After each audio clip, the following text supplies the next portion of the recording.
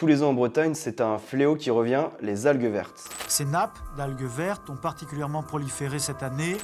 Je pense qu'on est arrivé au stade où on ne peut plus rester sans rien dire. L'été 95, année record, on a ainsi ramassé plus de 5000 m3 d'algues. Les algues vertes ont pu lentement coloniser une partie du littoral breton sans que dans un premier temps, personne ne s'inquiète véritablement de l'origine du phénomène.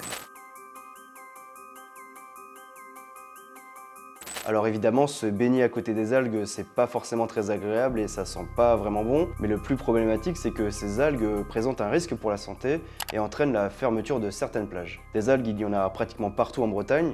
Depuis 1997, le Centre d'études de valorisation des algues, le CEVA, a recensé 142 sites côtiers qui ont été touchés au moins une fois par le phénomène de marée verte. Mais ces laitues de mer sont apparues dans la région bien avant cette date.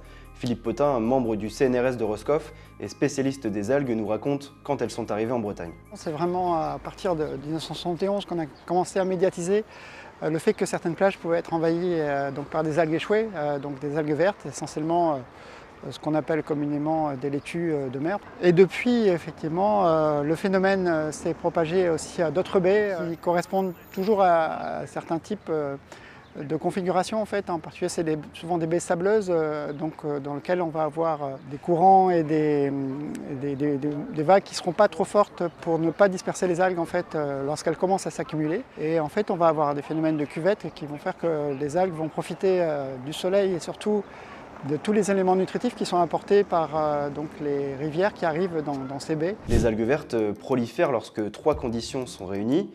D'abord, elles apparaissent dans les baies peu profondes ou des vasières. Ensuite, elles ont besoin de soleil et peu de vent pour se multiplier. Et pour grandir, elles ont besoin de nutriments, du phosphore provenant des eaux usées et surtout à 90% de l'azote venant de l'agriculture. Une fois échouées sur les plages, les algues se décomposent en moins de 48 heures. Si elles ne sont pas ramassées, elles pourrissent sur les plages et alors elles émettent un gaz, l'hydrogène sulfuré, dit H2S.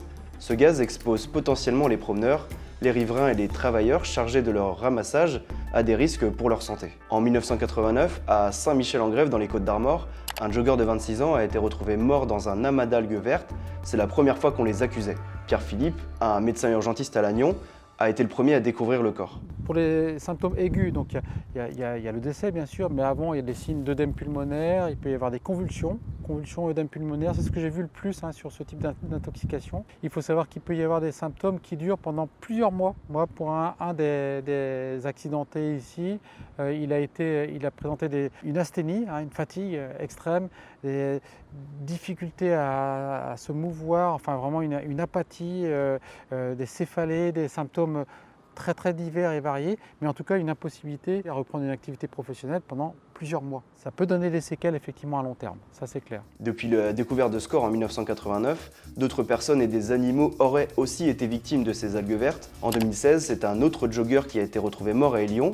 Malgré les soupçons, l'affaire est classée sans suite, faute de lien avéré entre les algues et le décès. Pour limiter la prolifération des algues, en fait, il faudrait limiter l'apport d'azote et de phosphore présent dans les nitrates. Depuis les années 2000, ces taux ont diminué, passant de 50 mg à 30 mg dans les cours d'eau. Mais cela ne suffit pas, il faudrait arriver à des taux de nitrate à 10 mg pour limiter la casse. Alors évidemment, les algues continuent de venir et revenir dans les baies tous les étés. Les collectivités se chargent de ramasser les algues et ces actions, elles coûtent cher. Pour la région Bretagne, c'est à peu près 12 millions d'euros qui sont débloqués chaque année pour ramasser les algues. Mais alors, que faire? Est-ce qu'il existe une autre solution que ramasser machinalement les algues tous les ans? Sylvain Ballu est chargé de la surveillance des marées vertes au CEVA et il nous expose quelques solutions. La principale ou la seule vraie solution, c'est de travailler en amont sur les bassins versants, c'est-à-dire de travailler sur tout le bassin versant à amont. Donc quelquefois, c'est des milliers d'hectares sur lesquels il y a des activités humaines et notamment de l'agriculture. Il faut arriver à trouver des systèmes agricoles et des pratiques agricoles qui permettent d'avoir une qualité de l'eau à un niveau presque irréprochable. Donc ça suppose des pratiques parfaites, entre guillemets, donc très pointues, ou alors des systèmes moins intensifs avec des systèmes agricoles qui soient réfléchis au regard de ces fuites d'azote. Alors c'est notamment peut-être plus d'herbes quand on est en élevage bovin, c'est des cultures intermédiaires pièges à nitrates qui vont repomper tous les nitrates qui vont se générer quand on est en période automnale, etc. C'est donc avéré par les scientifiques, les algues vertes sont majoritairement là à cause de l'agriculture intensive. Mais même si on arrêtait définitivement du jour au lendemain de produire, toujours selon les mêmes scientifiques, les algues vertes ne disparaîtraient pas d'un coup. Les Antilles et le Mexique sont aussi confrontés à des algues, brunes cette fois, appelées sargasses. Elles aussi peuvent être toxiques, causant des troubles pour la santé et l'environnement. Que ce soit pour les sargasses ou les algues vertes, aucune solution viable jusqu'à maintenant n'a été trouvée pour les limiter.